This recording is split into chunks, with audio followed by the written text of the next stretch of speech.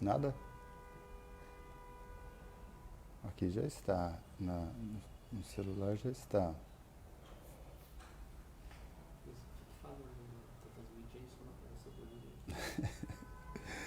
Uma boa tarde. Já temos 6 pessoas ali, Douglas. Uma boa tarde a todos. Eu estou dando risada do Douglas aqui, que ele está falando para mim, olha, não está ainda. Ah, o Douglas agora apareceu lá. Estamos assistindo. Então, uma boa tarde. Nós vamos fazer uma reflexão sobre o Domingo de Ramos, né? Agora, para ajudar a nossa reflexão, entre aspas, nós estamos tendo aqui na cidade uma carreata. Não sabemos exatamente o que é a carreata ainda. Parece-me que é protestando contra o preço do combustível. Essa é a primeira informação que nós recebemos aqui. Mas está um barulhão lá embaixo. Sempre quando chega a Semana Santa, então, não sei se vocês já observaram, né? Vocês talvez vão concordar comigo. Principalmente você que está à frente da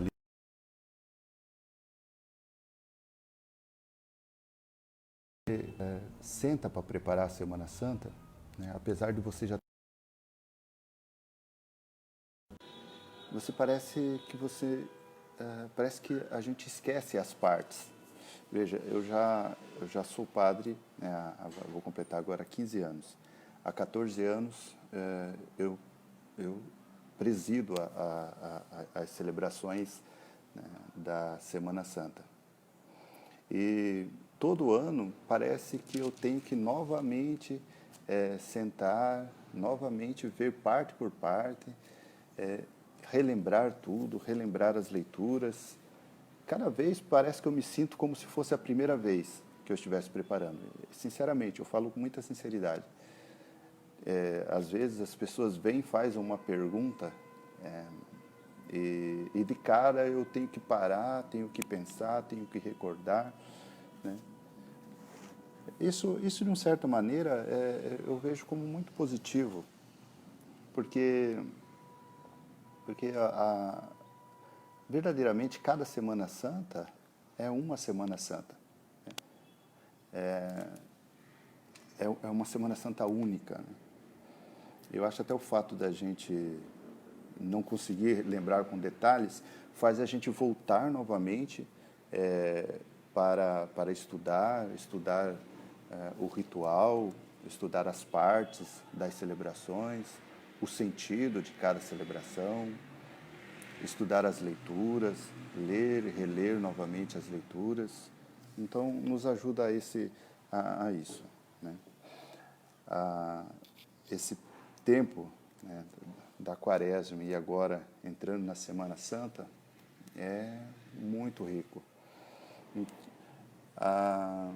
Por conta do nosso mundo marcado pelo comércio, as pessoas às vezes tendem a achar que é o Natal, né, a festa mais importante da igreja, ou outra festa, ou às vezes as nossas paróquias, né, a nossa festa de padroeiro, a gente tem um amor pelo padroeiro, pela padroeira, e a gente prepara, né, com carinho, com amor, e pode ser que alguém caia até no erro de achar que a festa do padroeiro é a festa mais importante que nós temos.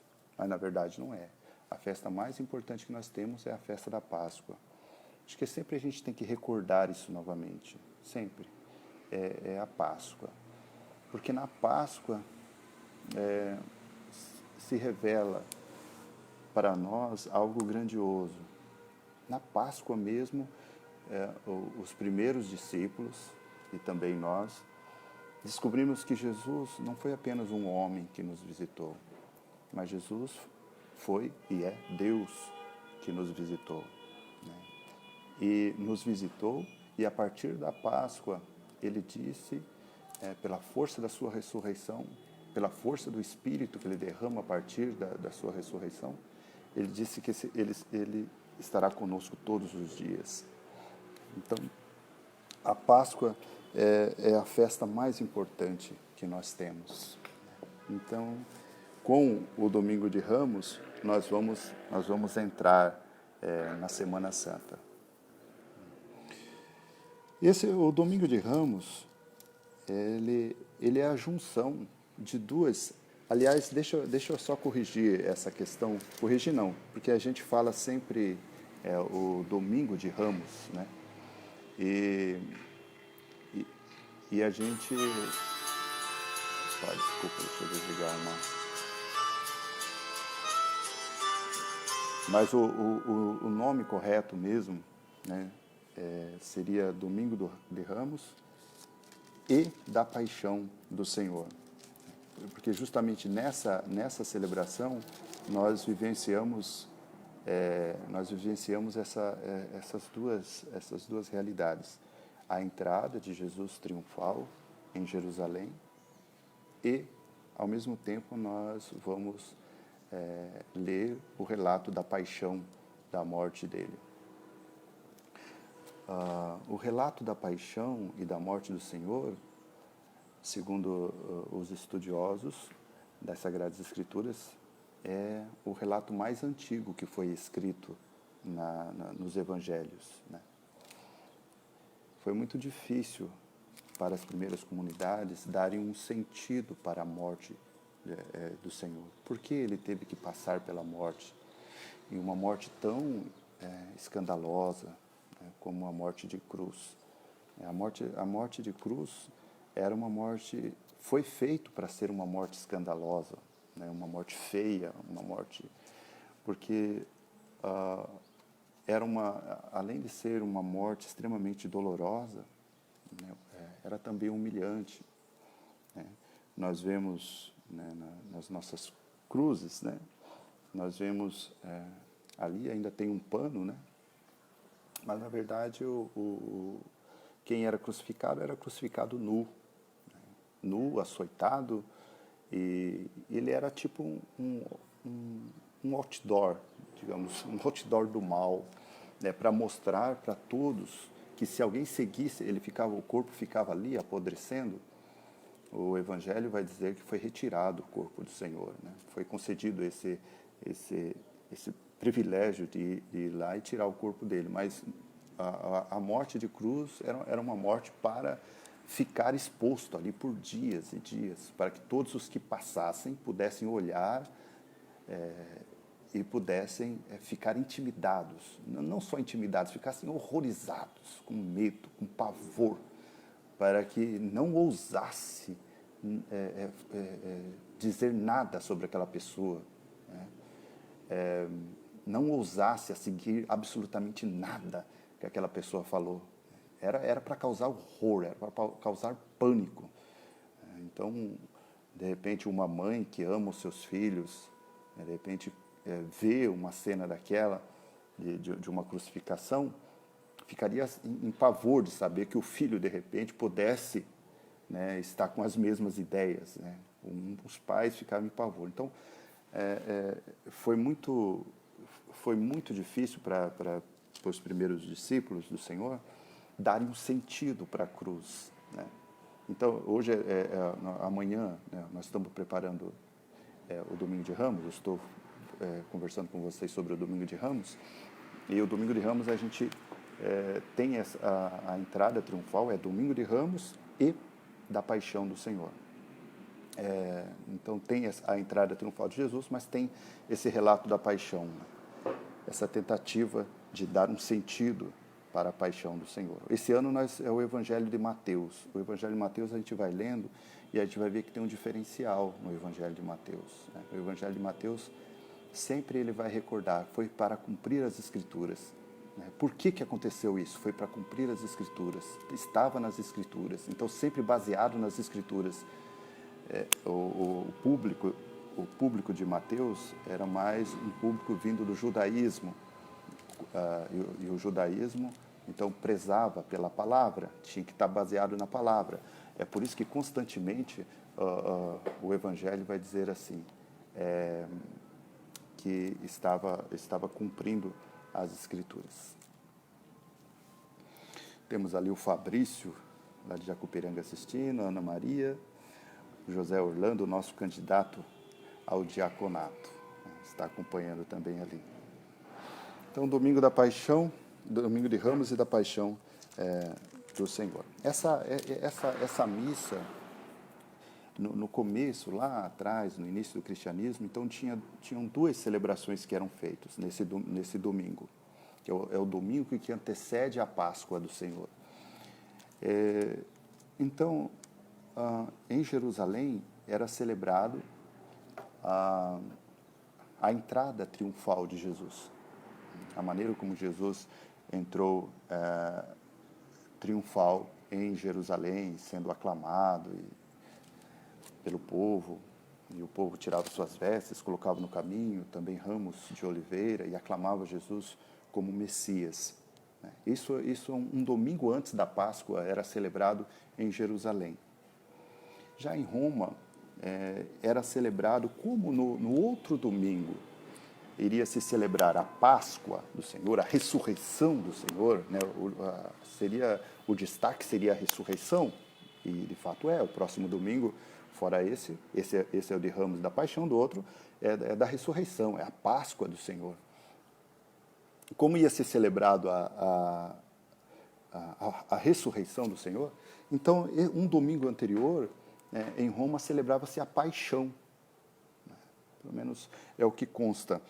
E com o passar do tempo, essas duas celebrações, né, do domingo anterior da Páscoa, que é esse domingo agora, o sexto domingo da Quaresma, foi feita uma junção dessas duas celebrações. Então, da entrada triunfal de Jesus, que é celebrado na primeira parte da missa, e depois o relato da paixão e os textos também que se referem ao sofrimento de Jesus, do Salvador, do Messias, e também o texto da sua condenação e da sua paixão, da sua crucificação. Então, juntou essas duas festas, o que deu, então, na missa que nós temos atualmente, que é essa missa de Ramos e da Paixão do Senhor. Foi uma única missa, agora se tornou para nós. Então, essa missa, ela é dividida em duas partes, né? A primeira parte, então, como de costume, ela é realizada, né? Embora esse ano, então, de costume, e é sugerido pela liturgia, né? É sugerido pela liturgia. O texto, a celebração inicia-se fora da igreja, num lugar apropriado. Geralmente escolhe-se um lugar um pouco mais distante da igreja, para que seja feita uma procissão, porque vai agora recordar a entrada triunfante de Jesus. Então é feito, todo mundo leva os seus ramos, é bonito, é bem simbólico isso de levar os seus ramos. É feito a bênção, geralmente tem a celebração tem uma antífona de entrada, quer dizer, um versículo de entrada, né, que dá sentido para a celebração e para aquele momento. Então a antífona diz assim: saudemos com hosanas o filho de Davi, bendito que vem em nome do Senhor. Jesus, Rei de Israel, hosana nas alturas. Então essa é a antífona de entrada. E nessa antífona de entrada, a gente já tem a razão dessa primeira parte. É para saudar o Senhor. Saudar com hosanas. Eu estive pesquisando essa palavra hosana, e a palavra hosana está ligada ao sentido dela, né? A tradução dela socorrei-nos, socorrei-nos. Na verdade, é um pedido de socorro. A multidão, primeiro, é um pedido de socorro e ao mesmo tempo um reconhecimento. Por isso que entra como um louvor, né? Ao mesmo tempo que é uma oração, é também um reconhecimento. Saudemos, né, que o filho de Davi está recordando então também que tipo de Messias eles estavam aclamando, né? O filho de Davi.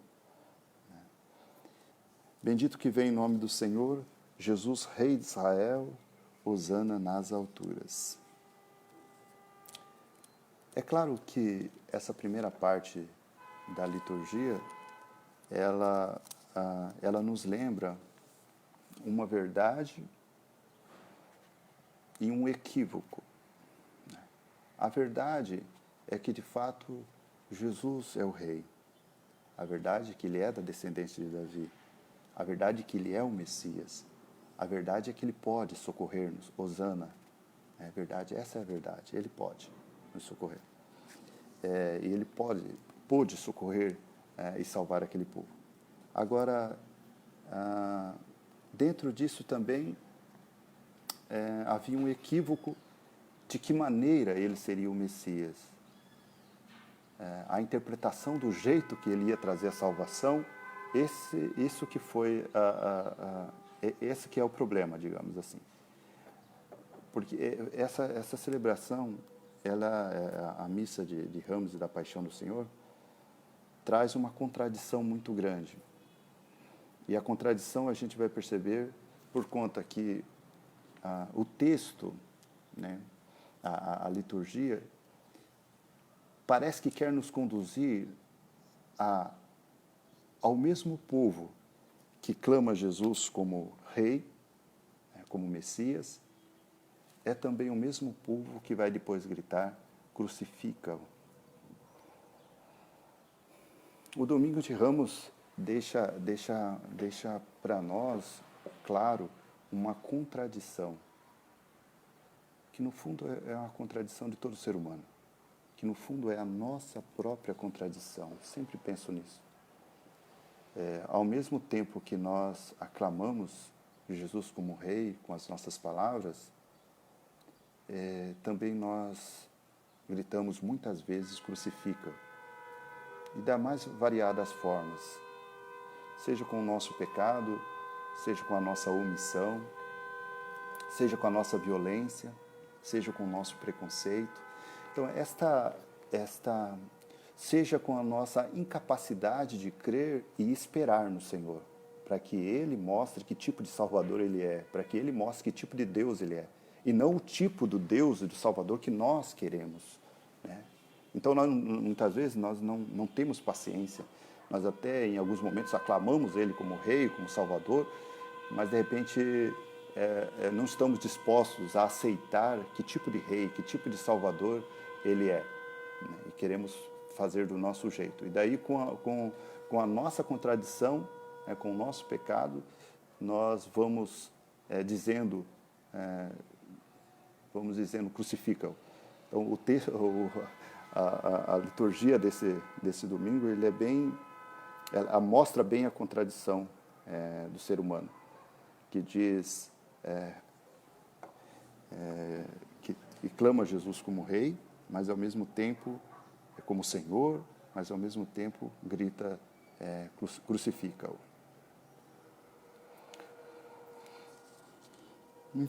Então temos essa antífona de entrada, vocês procurem lembrar, né? Todos reunidos com os ramos nas mãos, aí faz essa antífona de entrada, geralmente o comentarista faz uma saudação, depois o padre vai dizer, vai fazer uma saudação que está tudo no missal. Eu estou acompanhando o texto do missal, tá certo? Meus irmãos e minhas irmãs, durante 5 semanas da quaresma, preparamos nosso coração pela oração, pela penitência e pela caridade. Recorda o começo da quaresma. Lembra a quarta-feira de cinza? Quarta-feira de cinza, qual é o pedido que é feito? Né? Que possamos intensificar a oração, possamos intensificar a penitência, o jejum, né? E o amor. Hoje, aqui reunidos, nos reunimos com toda a igreja para iniciar com toda a igreja a celebração da Páscoa do Senhor. Para realizar o mistério da sua morte e ressurreição, Cristo entrou em Jerusalém, sua cidade. Esse ano é Mateus. Mateus não tem essa passagem, mas Lucas traz. Jesus, antes de entrar em Jerusalém, diz que o texto de Lucas vai mostrar, Jesus chorou por Jerusalém. Eu imagino que ele deve ter olhado para a cidade tão antiga. Eu imagino que ele deve ter olhado e pensado em tantas pessoas boas, tantas pessoas de fé. Eu imagino que Jesus tenha olhado para Jerusalém e pensado tantas esperanças, tantas expectativas, né? Tantas pessoas que vinham de tantos lugares para Jerusalém, né? Então ali como centro da fé, e de repente seria ali que seria cometido o maior pecado da história, que seria contra ele mesmo, né? Contra Jesus mesmo. Jesus chora por Jerusalém. Jesus, na verdade, não chorou por si, né? Do tipo uma autopiedade, né? Tanto que eu fiz, né? Eu sou Deus e agora vocês vão me matar, e começa a chorar por isso. Não, não é por isso.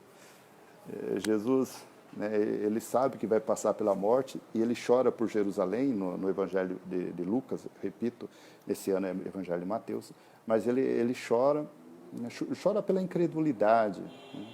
Chora por tudo de bom que poderia ter sido e pelo fechamento, pelo egoísmo do ser humano, não é. Talvez você já passou por uma situação assim, né? Que você olha para uma situação, puxa vida, tudo podia ser diferente, tudo podia ser muito melhor, né? E aquilo dá um sentimento de tristeza profunda. Eu gosto eu fico tentando imaginar Jesus chorando por Jerusalém. Você já experimentou fazer essa experiência? Então Jesus vai entrar em Jerusalém e ele chora pela cidade. Não chora por si, né? Mas, como já disse, né, por uma autopiedade, né? Como eu sou bom, como eu sou justo, eu só passei fazendo bem, eu fiquei lá em Nazaré todo esse tempo lá, só trabalhando em minha casa, com os meus pais, sempre fui obediente a todo mundo, ajudei a todo mundo, depois eu saí pelo mundo pregando, eu curei, salvei, curei a vista de tanta gente, só fiz coisa boa e agora essa cidade vai me matar, né? Como eu sou injustiçado. Jesus não era assim. Às vezes nós somos assim, né? Nós somos assim. Nós achamos que nós somos muito bons, né? E, nossa, muito bons. E daí quando a gente é injustiçado por alguma coisa, entre aspas, nossa, aí a gente fica naquela, nossa, como essa pessoa foi capaz de fazer isso comigo, tão bom que eu sou, né? E a gente começa a chorar por nós mesmos, né? Com uma autopiedade. Uma autopiedade. Mas não é o caso de Jesus. Jesus chora pelo outro.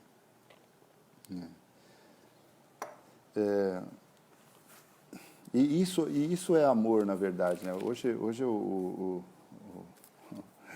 Douglas nós estávamos conversando sobre a questão do medo, né? Que nós vivemos esse tempo. Perdão por estar falando essas coisas, porque vocês poderiam estar falando assim, mas o que tem a ver o Domingo de Ramos com... É que quando a gente se depara com o texto, a gente vai pensando várias coisas, né? E a gente vai vindo na memória da gente muitas coisas, né? Nesse momento de preparação. Eu estava conversando com o Douglas e uma das preocupações do momento atual é justamente o pânico, né? O medo que as pessoas estão passando, né? O fechamento e tudo mais. Daí, hoje, acho que vai ter um encontro online, né, com os jovens, e o Douglas vai estar falando sobre a questão do... A proposta é falar sobre o medo, né? E a gente estava conversando um pouco isso. E uma das coisas, né, para superar a questão do medo, né, está justamente na capacidade de amar. Né? É a coragem, né? Com a coragem você vence o medo. Porém, você pode ter coragem só para você, né? Mas o amor faz você enfrentar o medo de uma forma mais nobre, não só para salvar sua pele, digamos, mas o amor faz você perder o medo para salvar o outro. A gente conversava, dava o exemplo de uma mãe, né? Uma mãe pode ser medrosa, muito medrosa. Pode ser que ela não tenha a virtude da coragem, ela seja muito medrosa. Mas, de repente, se ela vê uma criança, um filho seu, né, numa situação de perigo, ela esquece o medo, ela esquece que ela não é corajosa e ela se lança para salvar o seu filho. Né? Então, o amor ao outro é o que verdadeiramente nos liberta do medo. Né? Porque a gente pode ter coragem só para nós. Então, recordando esse choro de Jesus, olhando para Jerusalém, que está no Evangelho de Lucas, repito, também eu recordo isso. Ele chora não por autopiedade, mas por amor. Então, Jesus vai entrar, celebrando, daí depois o início, continuando, né? Celebrando com fé e piedade a memória dessa entrada, sigamos os passos do nosso Salvador, para que, associados pela graça da sua cruz, participemos também da sua ressurreição e da sua vida. Em seguida é dado a bênção dos ramos, e é dada a bênção dos ramos e é proclamado, então, as leituras. Só recordando com vocês, então, temos o ano A, o ano B e o ano C. O ano A é o ano que nós estamos, que nós lemos o Evangelho de Mateus. O ano B, o Evangelho de Marcos. E o ano C, o Evangelho de Lucas. Então, cada ano um Evangelho. Logo ao abençoar os ramos, então é feito a leitura do Evangelho. Veja que é diferente, a liturgia é diferente, né? Então, antes de iniciar a procissão, faz-se a bênção do ramo e lê o Evangelho de acordo com o ano. Esse ano, ano A, de Mateus. Mateus 21, 1 ao 11. Essa narração de Mateus, ela tem a sua característica própria. Ela cita Zacarias, o Antigo Testamento, Zacarias 9:9, porque ela traz o relato de Jesus que pede para os seus discípulos irem à frente e trazer um jumento para que ele possa montar.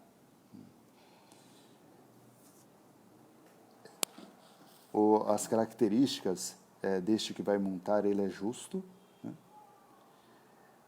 Ele vai, com esse gesto de trazer, né, o jumento para ser montado, é um sinal de humildade, né, da parte de Jesus. E também nós vamos ver que quando queria se entrar para a guerra, né, quando queria anunciar a guerra, então geralmente o rei montava um cavalo como símbolo do animal para a guerra. Quando queria mostrar a paz, então montava-se num jumento, né? É o símbolo da paz.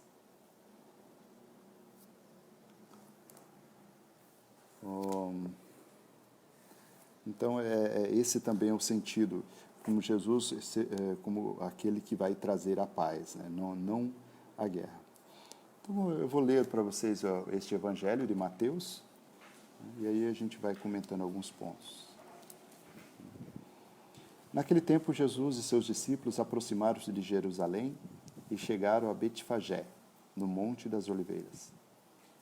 Então Jesus enviou 2 discípulos, dizendo-lhes: Ide até o povoado que está ali na frente, e logo encontrareis uma jumenta amarrada e com ela um jumentinho. Desamarrai-a e trazei a mim. Se alguém vos disser alguma coisa, direis: O Senhor precisa deles, mas logo os devolverá. Isso aconteceu para se cumprir o que foi dito pelo profeta. Dizei à filha de Sião: Eis que o teu rei vem a ti, manso e montado num jumento, num jumentinho, num potro de jumenta. Então os discípulos foram e fizeram como Jesus lhe havia mandado. Trouxeram a jumenta e o jumentinho e puseram sobre eles suas vestes, e Jesus montou. A numerosa multidão estendeu suas vestes pelo caminho, enquanto outros cortavam ramos das árvores e os espalhavam pelo caminho. A multidão que iam na frente de Jesus e os que seguiam gritavam: Hosana ao filho de Davi! Bendito que vem em nome do Senhor! Hosana no mais alto dos céus! Quando Jesus entrou em Jerusalém, a cidade inteira se agitou e diziam: Quem é este homem? E as multidões respondiam: Este é o profeta Jesus, de Nazaré, da Galileia. Esse é o evangelho da narração desse dia. Vocês vejam que aquilo que nós comentamos antes, aqui aqui a gente vê. Então, tudo que no evangelho de Mateus, tudo que ele vai realizando, então o evangelista vai dizer era para que se cumprisse as Escrituras. Ele sempre está baseado nas Escrituras. Quando você tem que justificar alguma coisa, constantemente você tem que ficar justificando alguma coisa, é porque aquilo ali é algo que precisa muito ser justificado, né? Então, apenas repetindo, reforçando, né? Se Mateus ele constantemente está trazendo as Escrituras e querendo justificar, é porque era muito difícil compreender a paixão, o sofrimento, a morte de Jesus. E assim como também é muito difícil compreender a cruz nossa de cada dia.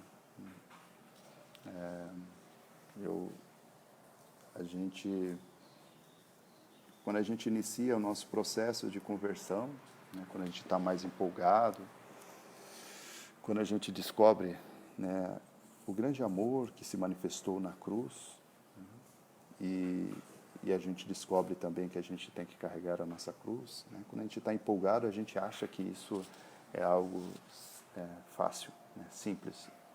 Mas, na verdade, a cruz, ela é um escândalo, ela é pesada. Foi para Jesus e para os discípulos, né? Para quem quer ser discípulo também, a cruz muitas vezes é pesada.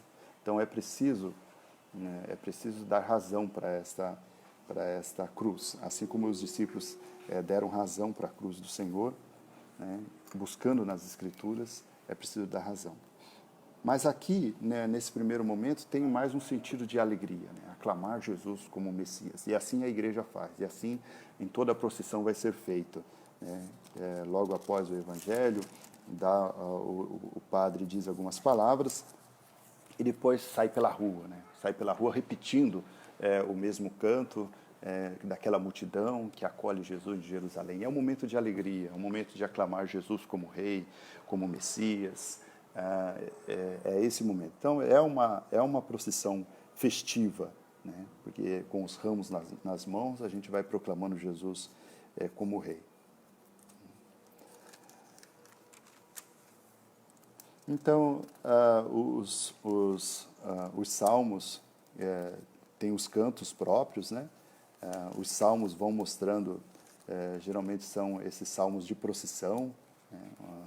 Aqui eu estou olhando, né, o Salmo 23, são todos salmos festivos.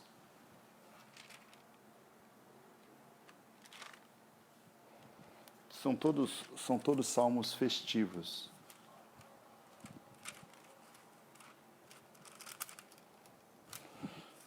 Salmos festivos proclamando essa entrada triunfal de Jesus, esse momento de alegria. Quando chega na igreja, aí então nós vamos ter uma mudança, né? Nesse domingo não se faz o ato penitencial e nem se faz também o glória, né?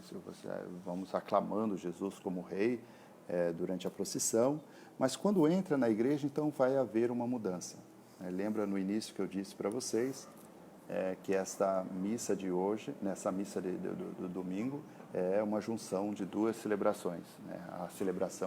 Uma celebração antiga que era da entrada triunfante de Jesus de Jerusalém, e depois uma celebração que celebrava-se um domingo antes da paixão do Senhor. Então juntou essas duas. E agora então nós vamos para a segunda parte dessa liturgia, que está mais ligado com a paixão do Senhor. Ao chegar na igreja, depois que todo mundo chega, entra, aí nós vamos direto para a oração do dia. Ou chamado também oração da coleta. Aquela oração que o sacerdote diz, oremos, né? Que convida todos para a oração. Eu nunca esqueci, quando eu estava começando na igreja, uma vez eu escutei um padre falar isso, e sempre eu repito nas celebrações, né? Quando o padre fala oremos, né, que é essa oração da coleta, ele fica um instante em silêncio, e aquele momento é o momento da gente fazer a nossa oração pessoal. Quando a gente vai compreendendo bem o sentido da liturgia, né, o sentido dos tempos, a nossa oração também pessoal deve corresponder a isso, né? Por exemplo, uma oração que, né, Senhor, né, quando o padre fala oremos, qual oração será que a gente poderia fazer pessoal, né? Acho que poderia ser, né, Senhor, concede-me a graça de sempre proclamar o Senhor como o Rei da minha vida, como o centro da minha fé. Mas concede-me a graça de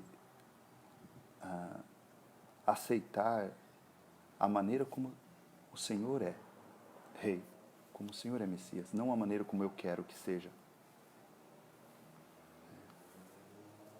Então, nessa oração, se colocar disponível ao Senhor, colocar para que não prevaleça a nossa vontade, porque se a gente desejar diante do Senhor que prevaleça a nossa vontade, nós vamos ficar frustrados.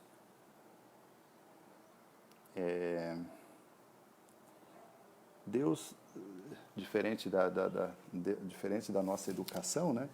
Muitas vezes a gente faz, né? Os pais fazem tudo o que os filhos querem, né? Porque assim acham que estão fazendo bem para eles.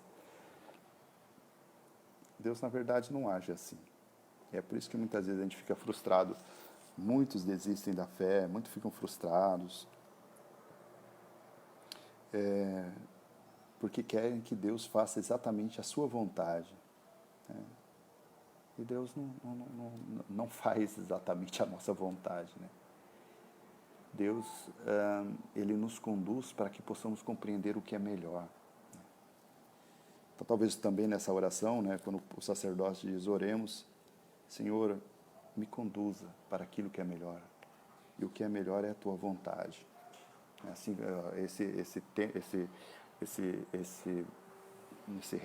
essas leituras que nós vamos ter agora vai mostrar a obediência que Jesus teve, a obediência ao Pai, a obediência à palavra, a obediência à vontade de Deus, né?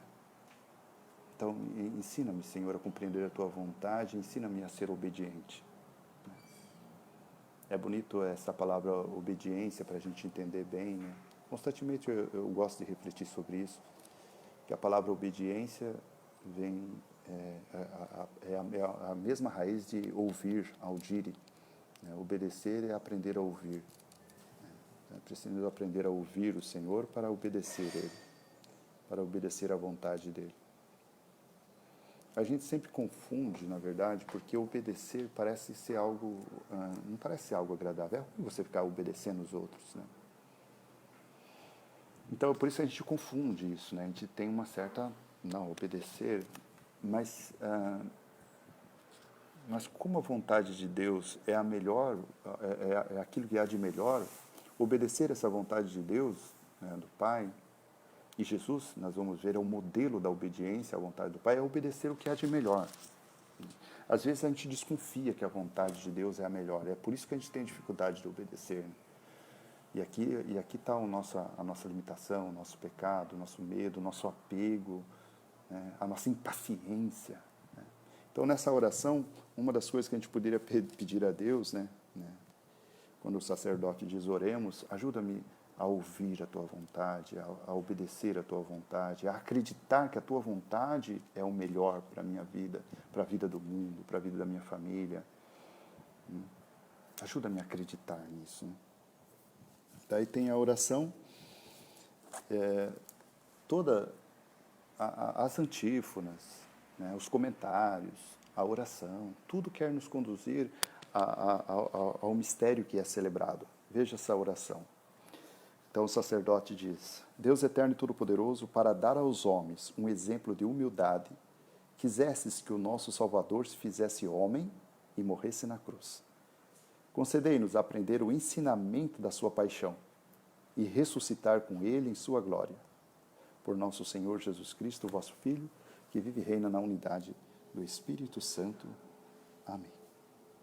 Então, a oração vai dizer que o Pai quis dar aos homens um exemplo de humildade.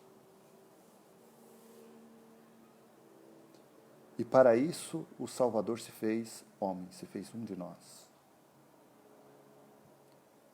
E ele se entregou completamente à vontade do Pai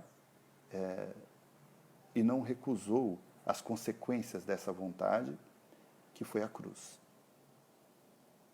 E aí vem a prece: considerei aprender o ensinamento da sua paixão. A multidão aclama uma dimensão de Jesus como rei. Depois, como Jesus não atende essa expectativa, que eles queriam que fosse um rei terreno, apenas terreno, né? Não atende essa expectativa imediata e terrena deles. Aí eles desistem. Daí na segunda parte já vai crucificam. Então concede-nos a graça de aprender e depois de ressuscitar com Ele. Aqui nós temos um comentário sobre as leituras que nós vamos ter agora. Então, veja, não teve o ato penitencial, não teve o glória, porque a primeira parte foi a bênção do ramo, a caminhada, e agora dentro da igreja. Então, já começa com essa oração, e agora nós já entra na liturgia da palavra. Deixa eu ver quanto tempo que nós estamos conversando. 41 minutos. Então, as 3 leituras desta missa são altamente significativas por sua unidade, através do qual exprimem plenamente a mensagem do Cristo sofredor. No caso... isso. Aí ele dá alguma informação, se for necessário, pode pegar algumas leituras, em casos particulares, pode abreviar alguma leitura, né?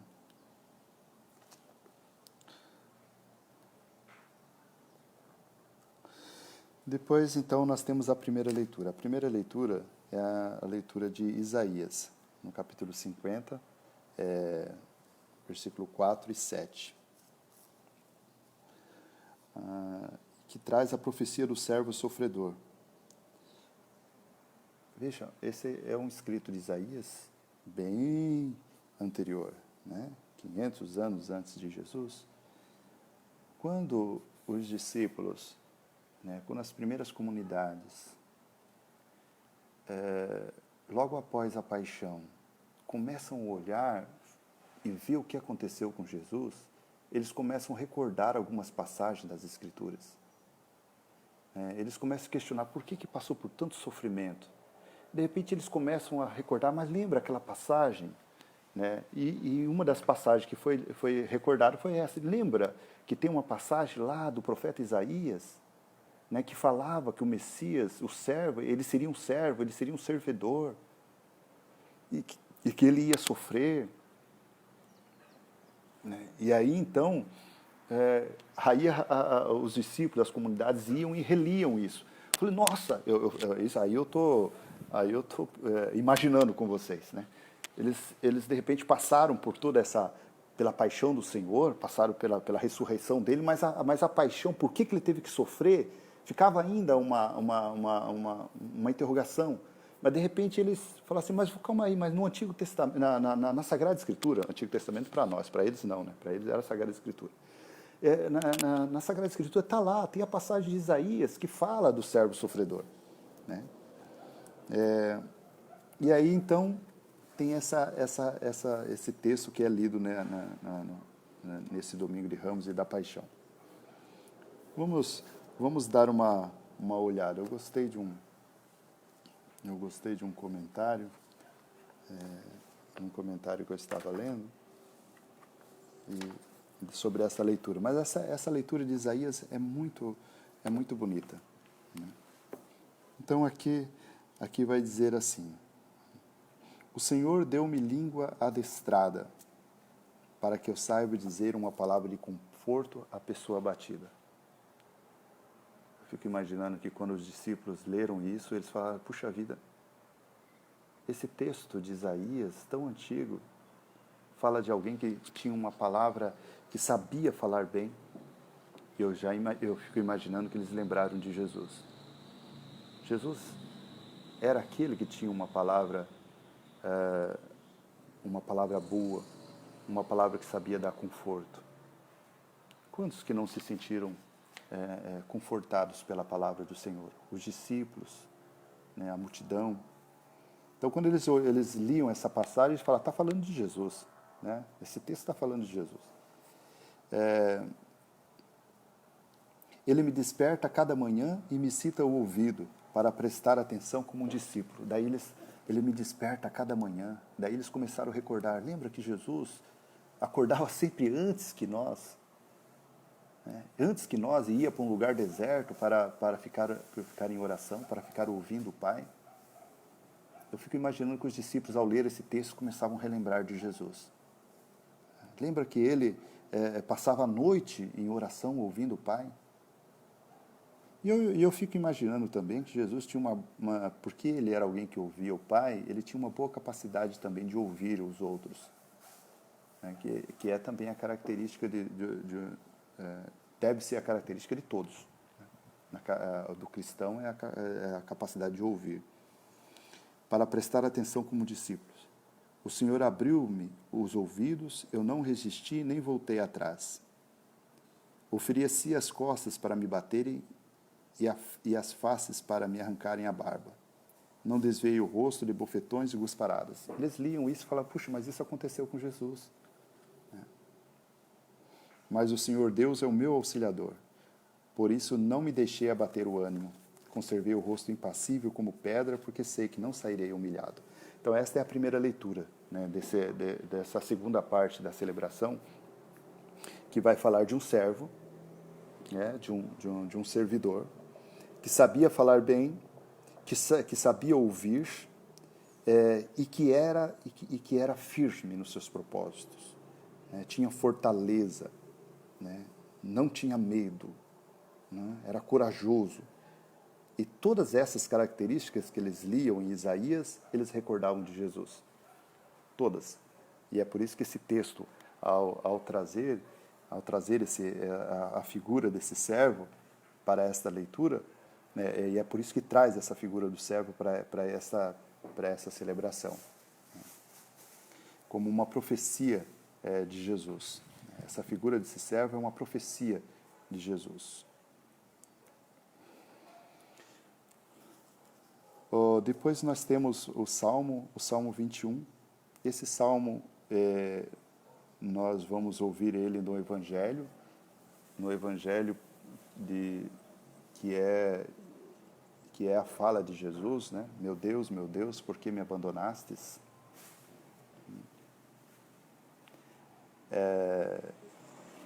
Jesus estava só nessa frase, dá a impressão de um salmo de desespero, mas não é.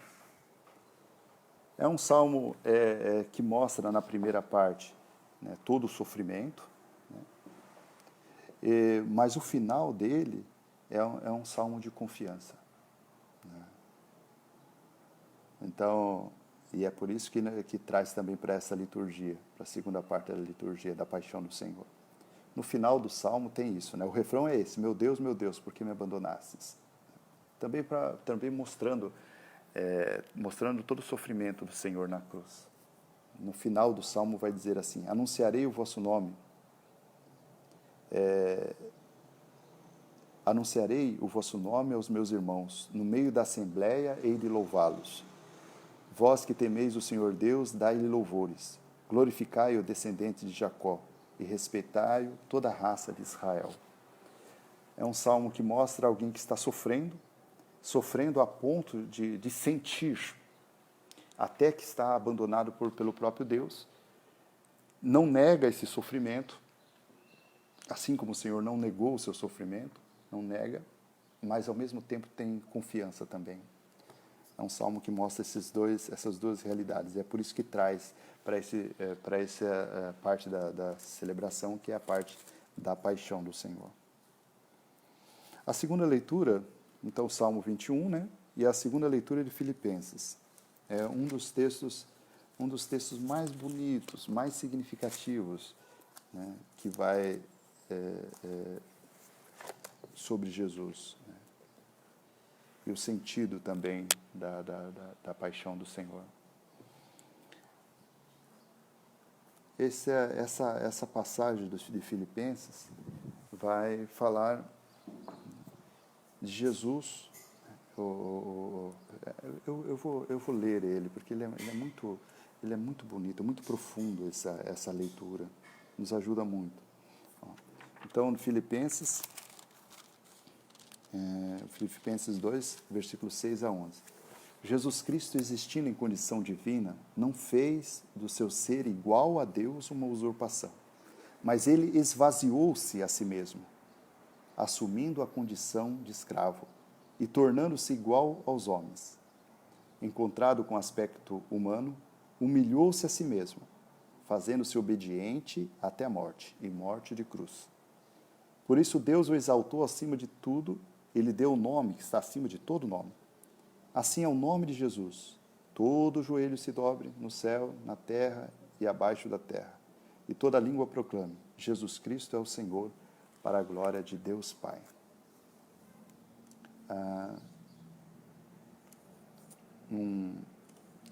Para se aproximar do ser humano, e Jesus se aproxima do ser humano para que a partir dessa proximidade com o ser humano pudesse elevar esse ser humano. Então ele se despoja do seu poder como Deus e se faz totalmente humano na sua fragilidade. E ele então não reserva nada para si, ele se entrega totalmente, ele se esvazia totalmente, né? Fazendo-se como servo, como escravo, como servidor.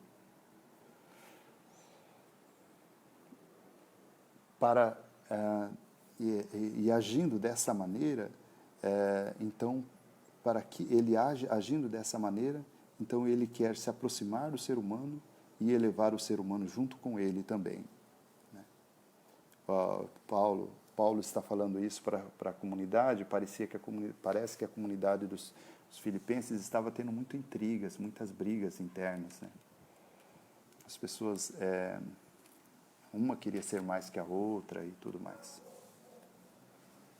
Por isso que é importante a gente vivenciar bem esse tempo da Semana Santa.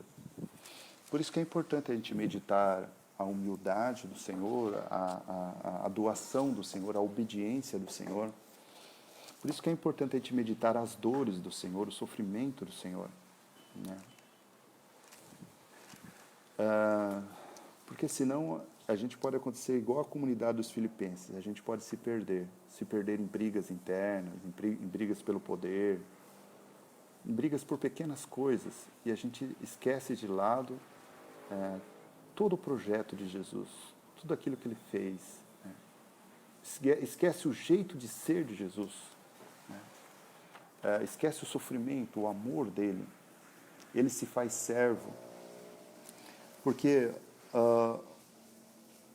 o amor, ele só é autêntico quando ele, então, ele se coloca a serviço. Se alguém fala, eu amo muito, né, mas não serve, não é verdade. Eu costumo brincar, se a esposa fala para o esposo, esposo, eu te amo muito, ó. Mas no entanto a esposa doa, né, por amor, é porque ele ama. Quem ama serve, quem não serve não ama, né? É simples assim. O amor se mede pela capacidade que a pessoa tem de servir, né? Isso se mede o amor.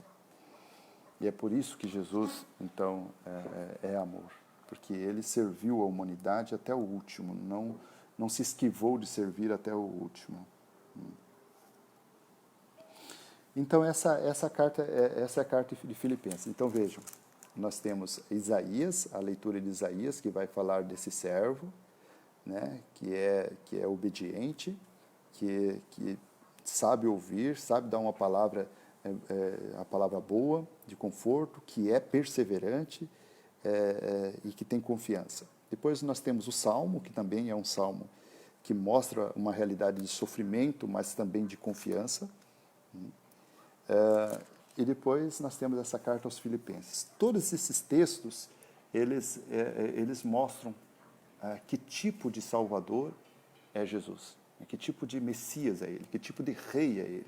Que tipo de Deus é Jesus? Então, essas leituras vão mostrar para nós isso. Tudo, né? Tudo para se realizar o que nós temos,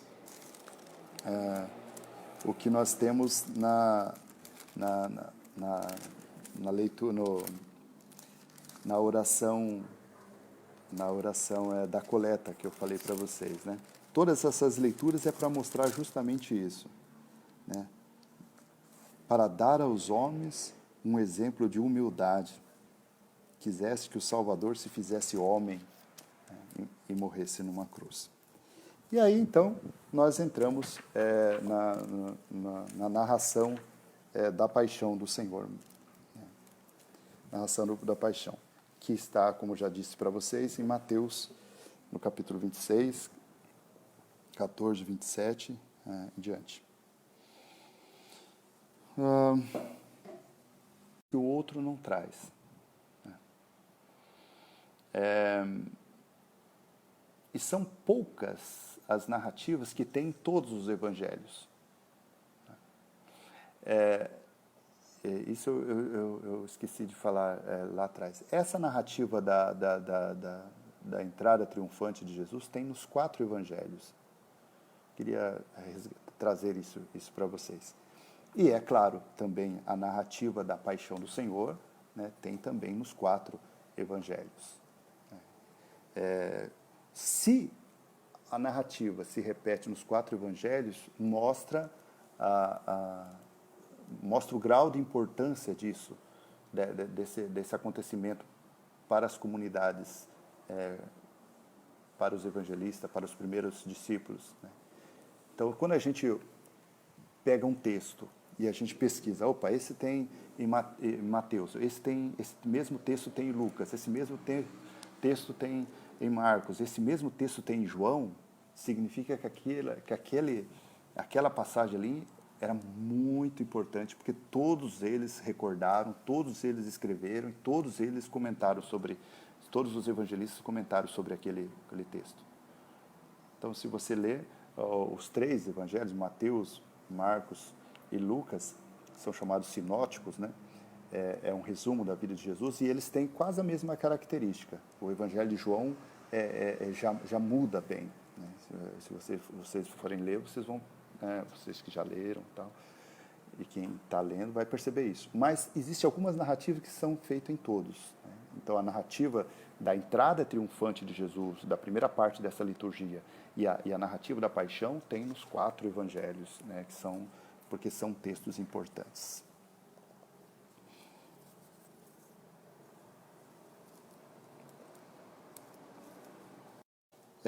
Tem sua paixão e sua morte, né? Tem algum sentido? Não seria melhor agora? Bom, uma vez que ele ressuscitou, ele agora é o Deus conosco, ele agora é o ressuscitado, tem sentido a gente ficar relembrando a paixão dele? Que sentido tem a morte dele?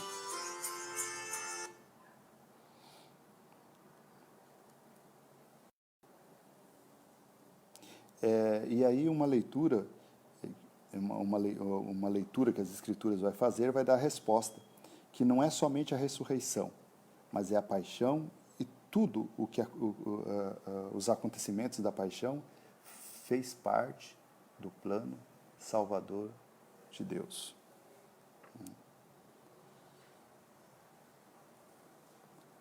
É um anúncio da salvação, faz parte do anúncio da salvação à cruz. Nesse texto, o que a gente vai poder ver na diferença de Mateus com os outros? Que Mateus vai mostrar que Cristo, os acontecimentos não têm domínio sobre ele. Ele se apresenta como Senhor. Então, no capítulo 26, no versículo 53, o evangelista Mateus vai dizer que se ele quisesse, né, se Jesus quisesse, ele poderia invocar uma legião de 12 legiões de anjos para protegê-lo. Ou seja, o texto quer mostrar assim, que é vontade dele. Ele está fazendo aquilo livremente. Mas Mateus vai dizer, ele teria o poder de fazer o contrário.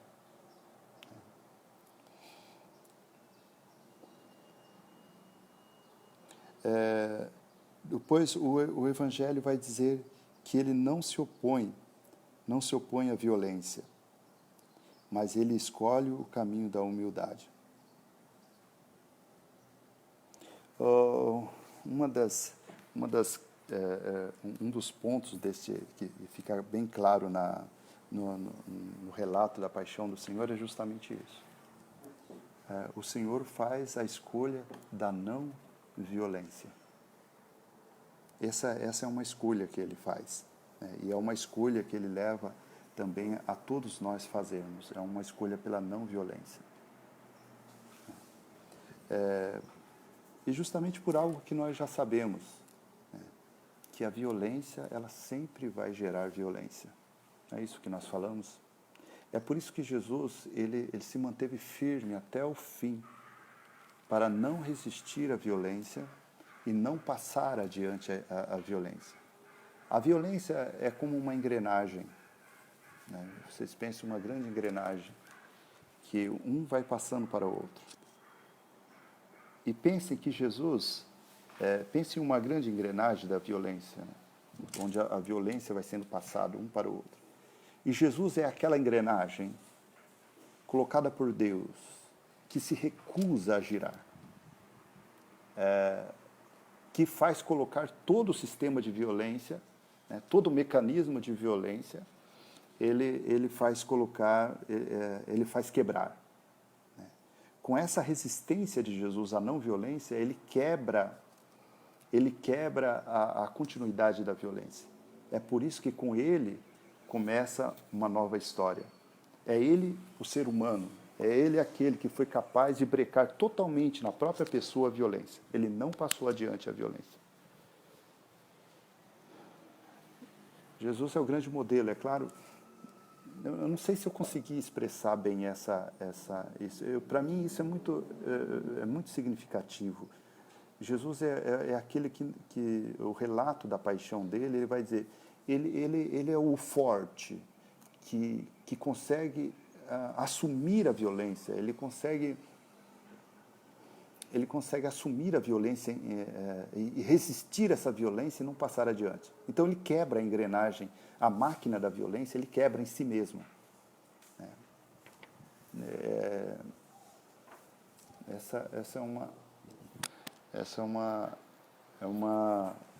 É algo que a gente vê no relato da paixão do Senhor. Então essa já demos uma hora aqui, o Douglas já me recordou, bem recordado, né? Uma hora que nós estamos aqui. Então esse é o Domingo de Ramos, né? Iniciando a Semana Santa, né? Na verdade a Quaresma vai acabar no começo do Tríduo Pascal, da quinta-feira, mas com o Domingo de Ramos nós iniciamos a Semana Santa.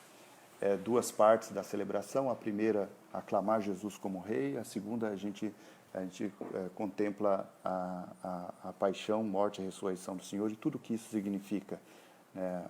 Tudo que significou para os primeiros discípulos, o que significa para nós, como que eles interpretaram isso olhando o Antigo Testamento, né? Como que eles interpretaram isso. O Domingo de Ramos, ele é uma antecipação, né, uma antecipação da Semana Santa. Então eu convido você, querido irmão, irmã, a vivenciar, né, na sua casa esse Domingo de Ramos. Prepara um ramo, deixa lá na sua porta, deixa lá um ramo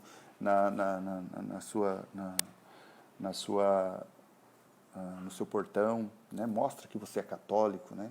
Tenha um santo, um momento eu ia falar assim, um santo orgulho, né? Mas o orgulho diz que nunca é santo. Mas demonstre a sua alegria de você ser católico, né? Nesse momento nós precisamos de sinais, né? Mostrar os sinais para as pessoas que de repente estão com medo, né? Nas suas casas, de repente elas olham e vê os ramos e recordam. Então é um momento da gente mostrar o nosso sinal. Participe de uma celebração aí da sua paróquia, eu vejo que tem pessoas de outras paróquias, participe, compartilhe, convide outras pessoas para assistir, né? Compartilhe com seus amigos. Então esse momento é o momento da gente mostrar sinais um para o outro, né? e as celebrações da Semana Santa, começando agora por Domingo de Ramos, podem nos ajudar nisso, né? E depois, aclame Jesus como Rei, assim como fizeram, mas também toma consciência da sua contradição, né? E veja o que a sua vida, de repente, aclama Jesus como Rei, e no que a sua vida você tem ainda gritado crucifica-o, né? Então essa celebração recorda isso, tá certo? Gostaria de fazer uma oração por você nesse momento. Deus Pai de amor e de bondade, eu vos peço por todos os que estão assistindo esse momento, essa transmissão. Eu peço, Senhor, que o Senhor traga para essa pessoa cada vez mais a alegria de reconhecer Jesus como Rei, como Salvador, como centro da fé, como Messias, que sempre tenha essa alegria em todos os momentos e circunstâncias de proclamar Jesus como Rei e saber que é dele que vem o nosso socorro. Mas ao mesmo tempo, Senhor, ajuda com que cada um de nós possamos compreender a nossa contradição, aceitar a nossa contradição. Ajuda-nos a perceber os momentos que nós, na nossa vida, dizemos crucifica-o, que nós crucificamos ainda o Salvador em outras pessoas, naquelas pessoas que sofrem, que precisam de nós. Crucificamos o Salvador pelo nosso preconceito, por todas as vezes que nós não conseguimos agir pela paz, mas somos violentos nas nossas palavras, somos violentos nos nossos gestos, nos nossos olhares, na nossa indiferença, que agimos com violência.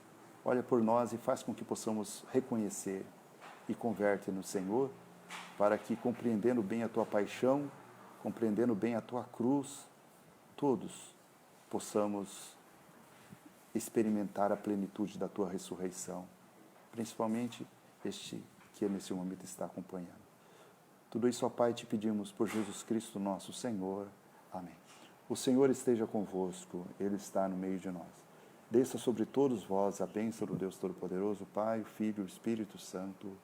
Amém. Deus abençoe a todos. Logo mais às 19h30 nós temos a missa aqui, transmitida pelo Facebook. Até mais. Deus abençoe.